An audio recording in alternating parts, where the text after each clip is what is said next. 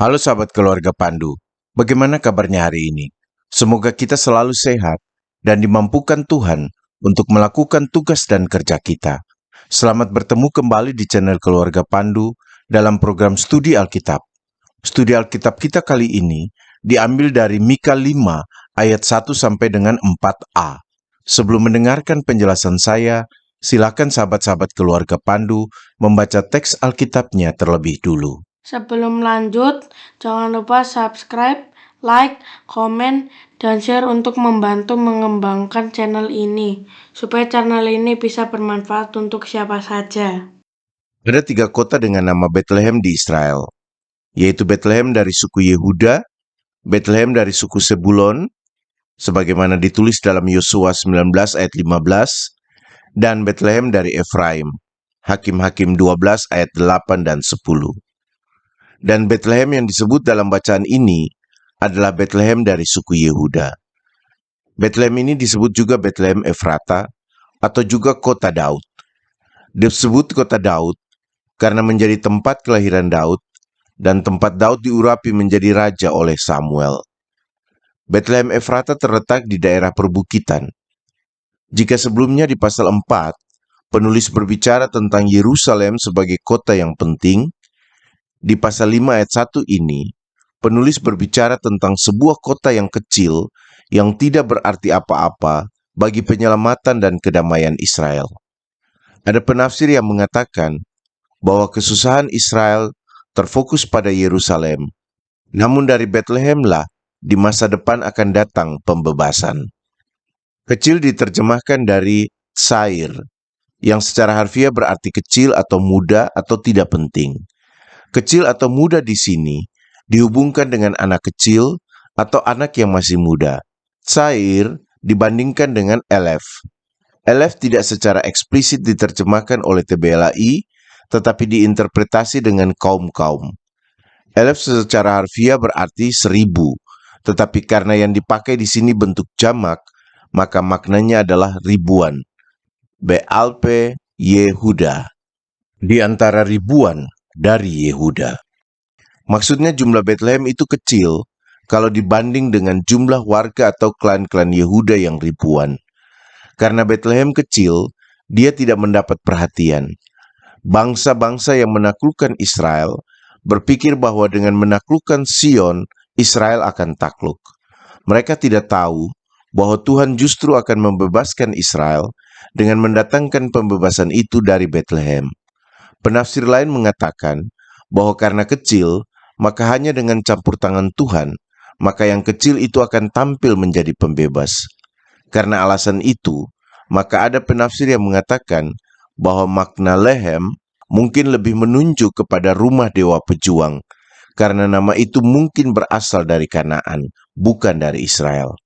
Sementara itu kata bangkit diterjemahkan dari yatsa, yang secara harfiah berarti pergi atau keluar. Makna lainnya adalah lahir atau datang, atau maju, atau tampil, atau bangkit, atau muncul. Yang akan bangkit atau lahir atau tampil itu akan berkuasa atau memerintah atau memegang kendali atau menjadi penguasa. Bahasa Ibraninya masal, menjadi penguasa di Israel. Ada penafsir yang mengatakan bahwa munculnya seorang penguasa ini menekankan campur tangan Tuhan, sehingga bisa muncul seseorang yang akan menyelamatkan umatnya dari tempat atau suku paling tidak terduga. Karena alasan inilah, maka yang akan lahir ini tidak disebut sebagai raja, karena dia akan bergantung pada Yahweh, Allah Israel yang adalah raja. Pemerintahannya dikatakan sudah ada atau eksis, motsa'ah, sejak sebelumnya, kedem, sejak zaman dahulu, olam. Maka kedem sering menunjuk kepada masa sebelumnya atau zaman kuno, sedangkan makna olam menunjuk kepada masa dengan durasi yang panjang. Kadang olam juga dihubungkan dengan futuristis atau permanen atau keabadian. Jadi penguasa ini keberadaannya sudah sejak dahulu dan untuk selamanya. Ada penafsir yang mengatakan bahwa pernyataan sejak zaman dahulu kala atau zaman sebelumnya merujuk kepada masa pemerintahan Daud. Ini mengingatkan kita kembali pada pernyataan Amos di dalam Amos 9 ayat 11 bahwa rumah Daud akan dipulihkan kembali. Orang yang memerintah ini akan menyelesaikan apa yang telah dimulai sejak zaman Daud. Dia adalah Daud yang dihidupkan kembali. Narasi pembuka di ayat 1 juga sudah langsung mengingatkan kita kepada Daud yang juga seorang Efrata dari Bethlehem Yehuda. 1 Samuel 17 ayat 12. Jika membaca Matius 2 ayat 4-6, maka pernyataan ini juga berhubungan dengan kelahiran Mesias. Namun dalam teksnya, Mika tidak berbicara tentang raja. Dia hanya berbicara tentang seorang penguasa. Kata membiarkan di ayat 2 diterjemahkan TBLAI dari Yitenem, dari Nathan, yang berarti memberi atau menganugerahkan, atau menyerahkan, atau menempatkan, atau mengatur. Nathan juga bisa berarti mengizinkan atau mempercayakan. Namun ada subjek yang tidak jelas di ayat 2 ini. Dia akan membiarkan atau menyerahkan mereka. Tidak jelas siapa yang dimaksudkan dengan dia di sini. Banyak penafsir mengatakan bahwa dia di sini adalah Tuhan. Jadi Tuhan menyerahkan atau membiarkan Israel berada di bawah kekuasaan yang lain. Ayat 2 mengatakan mereka. Tuhan menyerahkan mereka kepada kekuasaan lain sampai tiba saatnya dia atau perempuan yang sedang mengandung telah melahirkan. Pada zaman Mika, invasi Asyur adalah ancaman bagi Israel. Hal ini menjadi kenyataan pada tahun 700 sebelum Masehi. Ini yang digambarkan Mika di pasal 1 ayat 8-16. Asyur juga sudah dibicarakan mulai Mika 5 ayat 4b. Siapa perempuan yang dimaksudkan di sini juga tidak jelas. Dalam tradisi Alkitab, perempuan ini dihubungkan dengan karya keselamatan. Ada penafsir yang menghubungkan perempuan ini dengan Mika 4 ayat 10 dan mengatakan bahwa yang akan melahirkan ini adalah Putri Sion. Itu berarti perempuan di sini adalah sebuah gambaran metaforis. Ada penulis yang mengatakan bahwa narasi perempuan yang akan melahirkan seorang anak dalam Mika 5 ayat 2 ini melampaui pernyataan Yesaya dalam Yesaya 7 ayat 14. Mungkin para pembaca Mika 5 ayat 2 dan 3 ini memahami pernyataan ini lebih luas, yaitu bahwa Tuhan telah menunjuk seorang perempuan yang akan melahirkan anak laki-laki untuk melaksanakan pemerintahan atas Israel sebagai ganti Tuhan. Narasi perjanjian baru tampaknya menghubungkan perempuan di sini dengan Maria dan anak laki-laki itu dengan Yesus. Dengan begitu narasi ini dihubungkan dengan narasi kedatangan Kristus. Narasi ini menunjukkan adanya waktu untuk umat Israel yang ada di pembuangan akan kembali ke negerinya sendiri. Batas waktunya adalah sampai perempuan yang sedang mengandung melahirkan anak laki-laki. Kata yeter yang diterjemahkan TBLAI dengan selebihnya bisa berarti sisa, tapi juga bisa berarti kelebihan atau yang lebih unggul. Jadi yang kembali itu bisa saja sisa-sisa saudara yang ada di pembuangan, tetapi bisa juga berarti yang sisa itu yang unggul karena sudah tersaring melalui masa pembuangan. Ada yang mengatakan bahwa yang kembali itu adalah yang unggul, sehingga yang unggul ini akan membantu sang penguasa untuk memerintah Israel menjadi lebih baik. Mereka akan mendampingi anak laki-laki yang mungkin memerintah Israel di usia yang masih muda. Ada penafsir yang mengartikan kembali di sini sebagai kembali beribadah dan mencari Tuhan dengan benar, sebagaimana dikatakan dalam Hosea 3 ayat 5. Karena Hosea 3 ayat 5 juga berbicara tentang Daud yang akan datang kepada kebaikan Tuhan. Beberapa penafsir mengatakan penyebutan Bethlehem sebagai asal sang penguasa dan upaya menghubungkannya dengan Daud memperlihatkan harapan untuk kembali kepada Israel seperti di masa kepemimpinan Daud. Maksudnya, saudara-saudaranya dari bahasa Ibrani Ehau dari yang bentuknya maskulin, yang diartikan saudara-saudara laki-laki, akan kembali berkumpul atau menyatu dengan anak-anak dari bahasa Ibrani Bene, laki-laki, anak-anak Israel. Tidak akan ada lagi dua kerajaan, hanya ada satu kerajaan, satu bangsa, bangsa Israel, seperti pada masa pemerintahan Daud. Ada penafsir yang mengatakan penggunaan istilah saudara-saudara ini sebenarnya sudah menggambarkan solidaritas dan kesatuan atau persekutuan di antara orang-orang Israel Utara dan Israel Selatan. Mereka tidak dilihat lagi sebagai warga dua kerajaan, tetapi sebagai satu kesatuan, yaitu sebagai saudara satu dengan yang lain. Selanjutnya penyebutan Bene Israel mungkin lebih menunjuk kepada anak-anak Israel atau anak-anak Yakub. Sebagai anak-anak Yakub, mereka adalah satu kesatuan. Jadi saudara-saudara yang tersisa dan yang unggul yang ada di pembuangan akan kembali berkumpul dengan anak-anak Yakub yang lain untuk kembali menjadi satu bangsa yang besar, bangsa Israel. Anak-anak Israel ini tidak akan terbagi lagi menjadi dua kerajaan. Ada penafsir yang mengatakan bahwa sudah menjadi pola di Israel bahwa raja pertamanya berasal dari keluarga terkecil di antara suku-suku Israel. Hal ini misalnya ditunjukkan melalui pemilihan Saul dalam 1 Samuel 9 ayat 21. Jadi Israel yang disatukan pasca pembuangan juga akan dipimpin oleh seorang penguasa dari klan atau keluarga yang kecil. Kata teguh di ayat 3 diterjemahkan dari bahasa Ibrani amad yang secara harfiah berarti mengambil sikap atau berdiri. Makna lainnya adalah bertindak atau bangkit atau bertahan atau berdiri teguh. Penekanan maknanya adalah pada pengambilan sikap untuk tetap berdiri atau bertahan atau berdiri teguh.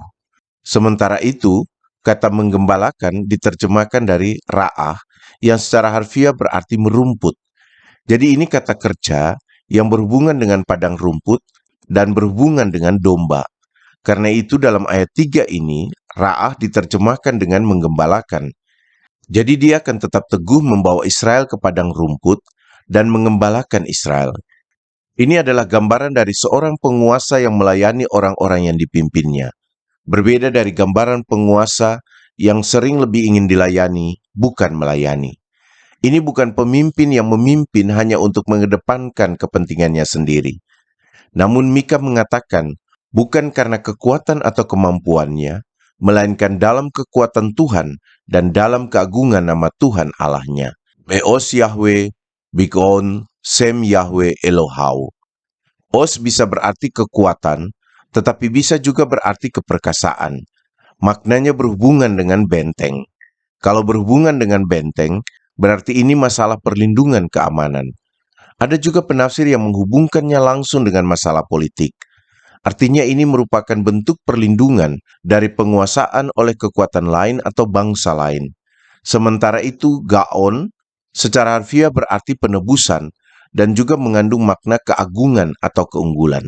Namun Gaon juga mempunyai makna kesombongan. Maknanya mungkin ingin menunjuk kepada Allah yang unggul, yang agung, dan tidak ada yang dapat menandinginya. Jadi yang mengembalakan Israel akan melakukannya dalam lindungan Tuhan yang agung dan unggul, dan tidak ada yang dapat menandinginya. Jika raja-raja Asyur dan Babilonia sering membanggakan kekuatan mereka yang dikaruniakan dewa, maka sang penguasa ini juga mengandalkan perlindungan Allahnya yang kuat dan agung. Selanjutnya dikatakan bahwa mereka akan tetap tinggal, weyasabu. Yasab secara harfiah berarti duduk atau tetap atau tinggal. Makna lainnya juga adalah hidup atau bermukim, atau menghuni, atau menjadi penduduk. Alasannya adalah karena sekarang yang memerintah dan mengembalakan mereka akan tumbuh menjadi hebat. Kata Ibrani gadal secara harfiah berarti tumbuh dewasa atau tumbuh menjadi hebat. Makna lainnya adalah menjadi besar. Jadi sang penguasa ini akan tumbuh menjadi hebat sampai dengan akhir zaman, karena Tuhan Allahnya yang agung dan unggul ada bersamanya. Dan karena yang berkuasa atas mereka akan tumbuh menjadi besar sampai ke ujung bumi, dan Allah mereka adalah Allah yang agung dan unggul, mereka tidak akan lagi diambil dari tempat mereka berdiam atau tinggal. Sang penguasa itu juga akan menjadi damai sejahtera. Shalom. Ada yang juga menerjemahkan ayat 4a ini sebagai dia akan menjadi yang damai. Pesannya bertumpu pada harapan bahwa sang penguasa itu akan membawa atau menghadirkan damai sejahtera serta sehat dalam kehidupan orang-orang yang dipimpinnya dan sampai ke ujung bumi. Gambaran pemerintahannya di sini adalah gambaran pemerintahan yang ideal sebagaimana sering digambarkan dalam Mazmur. Lihat Mazmur 72. Gambaran penguasa seperti seorang gembala adalah gambaran raja yang mapan yang ada di wilayah Asia Barat Daya kuno sejak zaman purba. Asurbanipal, raja kekaisaran Neo-Asyur, dan Koresh adalah pemimpin-pemimpin besar yang juga digambarkan sebagai seperti gembala dalam memimpin rakyatnya. Di Israel gambaran ini juga dihidupi sebagaimana kita melihatnya di dalam kitab Mazmur. Namun sebagaimana dikatakan sang nabi, penguasa ini tidak berperan menggantikan Tuhan. Dia adalah ekspresi dari kepemimpinan Tuhan atas umat. Keamanan dan stabilitas yang diberikannya berasal dari Yahweh Allah Israel yang agung dan masyhur. Tidak akan ada bahaya yang akan dialami Israel karena sang penguasa dikenal dan ditakuti sampai ke ujung bumi. Kebesaran dan kekuasaannya tidak terbatas. Dalam konteks ini, zaman Daud telah dianggap sebagai sebuah era yang telah lampau karena Mika menghadirkan pesannya dari zaman pembuangan dan juga pasca pembuangan. Namun penguasa ini tampaknya berasal dari keturunan Daud, meskipun mungkin bukan dari garis keturunannya langsung, terutama keturunannya yang masih hidup. Penguasa ini mengambil peran dalam relasi Tuhan dengan Israel yang bertujuan untuk kehidupan masa depan. Penguasa ini berperan sebagai pemimpin yang menjalankan kuasanya dalam tuntunan dan pemerintahan Allah. Dia menjadi mitra Allah untuk mewujudkan keadilan dan damai sejahtera serta sumber berkat bagi orang-orang yang dipimpinnya dan sampai ke ujung dunia. Karena itu penguasa ini didukung secara ilahi. Pemimpin ini dijanjikan di tengah krisis yang dihadapi umat. Untuk itu, dia berperan menuntun umat untuk keluar dari krisis yang ada. Dari penjelasan sang nabi, di tengah krisis ini, sang penguasa bekerja untuk menghadirkan keamanan bagi Israel. Demikian studi Alkitab kita kali ini. Teruslah belajar dan mendalami firman Tuhan. Kiranya Roh Kudus memampukan kita untuk melakukan firman Tuhan ini di dalam hidup kita. Jangan lupa mendoakan dan terus mendukung program studi Alkitab ini agar semakin tersebar dan menjadi berkat bagi lebih banyak orang yang mau mengenal dan belajar firman Tuhan. Tuhan Yesus memberkati kita.